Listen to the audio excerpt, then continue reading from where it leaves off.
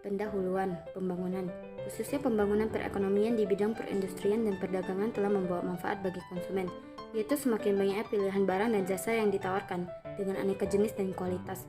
Di era globalisasi dan perdagangan bebas, dengan adanya dukungan ilmu pengetahuan, teknologi dan informasi, maka akan semakin luas arus keluar dan masuknya barang dan jasa yang melintas batas-batas negara. Hal ini mempermudah masyarakat untuk memenuhi kebutuhan akan produk, barang, dan jasa. Kondisi demikian telah memberi banyak manfaat bagi konsumen.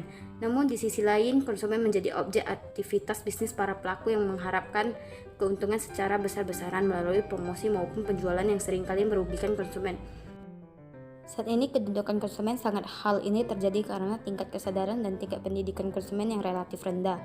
Hal ini semakin diperparah oleh etos-etos bisnis yang tidak benar, seperti bisnis yang bertujuan untuk harus memperoleh keuntungan semata, bisnis tidak memiliki nurani, dan lain sebagainya. Perhatian terhadap perlindungan konsumen sangat diperlukan mengingat setiap orang pada waktu, apakah sendiri atau berkelompok bersama orang lain atau jasa tertentu. Oleh karena itu, diperlukan pemberdayaan konsumen.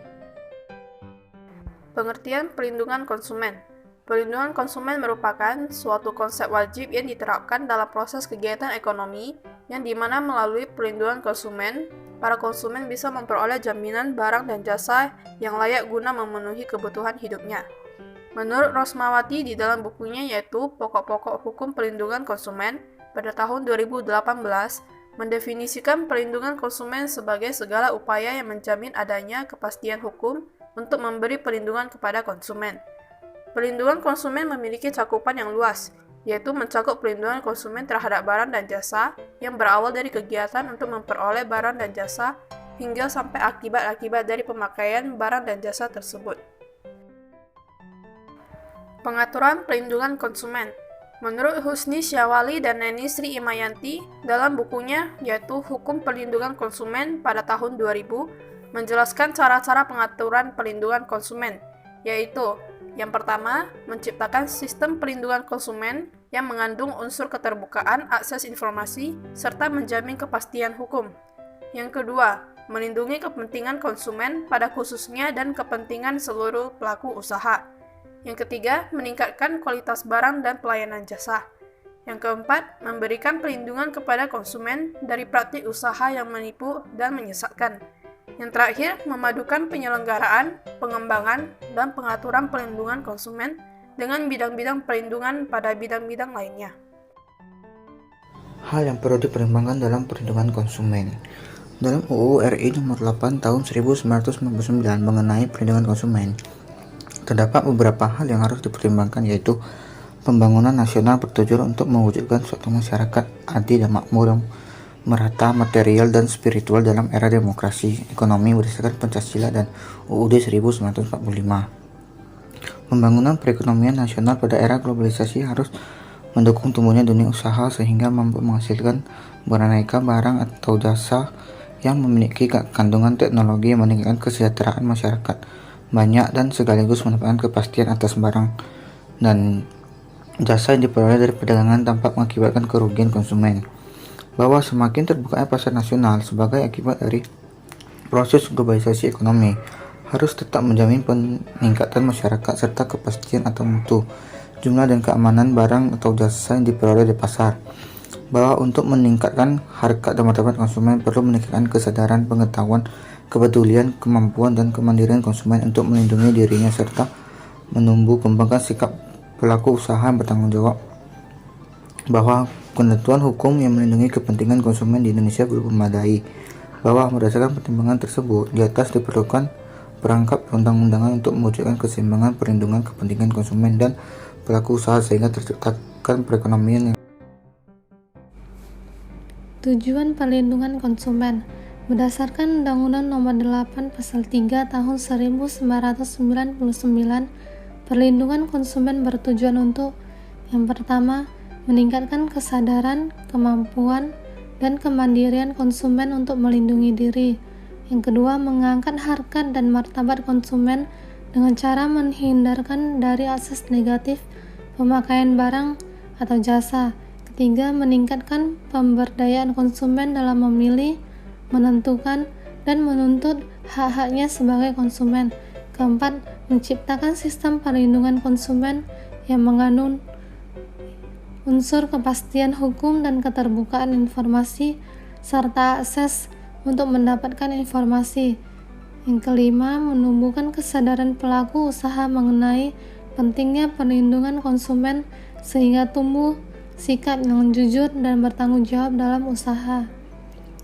Yang keenam, meningkatkan kualitas barang atau jasa yang menjamin kelangsungan usaha produksi barang atau jasa, kesehatan, kenyamanan, keamanan, dan keselamatan konsumen. Asas perlindungan konsumen.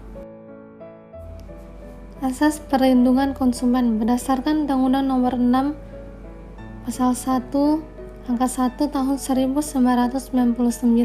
Di dalam perlindungan konsumen terdapat beberapa asas, yaitu asas manfaat, yaitu bahwa segala upaya dalam penyelenggaraan perlindungan konsumen harus memberikan manfaat yang sebesar-besarnya bagi kepentingan konsumen dan pelaku usaha secara keseluruhan.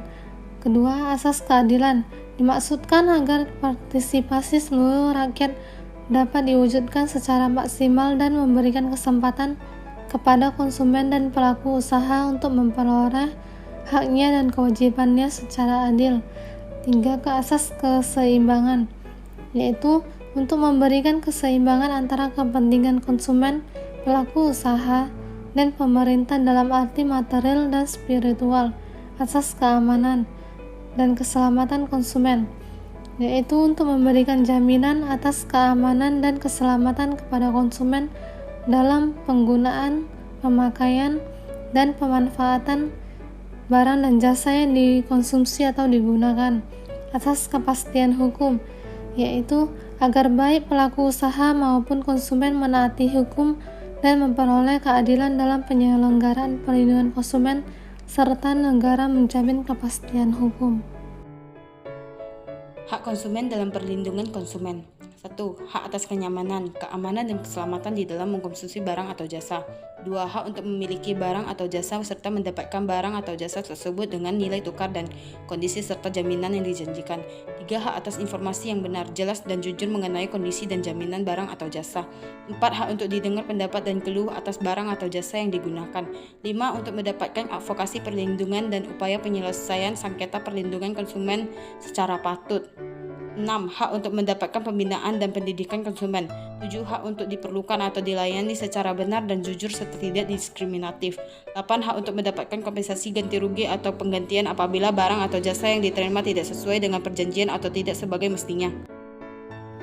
Jenis perlindungan konsumen. Perlindungan preventif yang dimana akan diberikan kepada konsumen pada saat konsumen tersebut akan membeli atau menggunakan suatu barang dan atau jasa tertentu, mulai melakukan proses pemilihan sejumlah barang dan atau jasa tersebut, kemudian memutuskan untuk membeli atau menggunakan barang dan atau jasa tersebut dengan spesifikasi tertentu.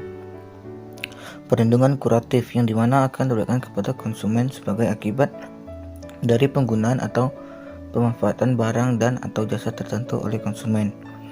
Dalam hal ini diperhatikan bahwa konsumen belum tentu dan tidak perlu serta tidak boleh dipersamakan dengan pembeli barang atau jasa. Walau pada umumnya konsumen adalah mereka yang membeli suatu barang dan atau jasa. Contoh perlindungan konsumen. Hak saat menentukan barang. Customer mempunyai hak penuh saat menentukan barang yang akan dipakai atau dimakan. Tidak ada yang memiliki hak atur sekalinya produsen yang berkaitan. Begitupun hak dalam mempelajari kualitas barang yang akan dibeli atau dimakan pada nanti. Hak mendapatkan ganti rugi dan ganti kerugian.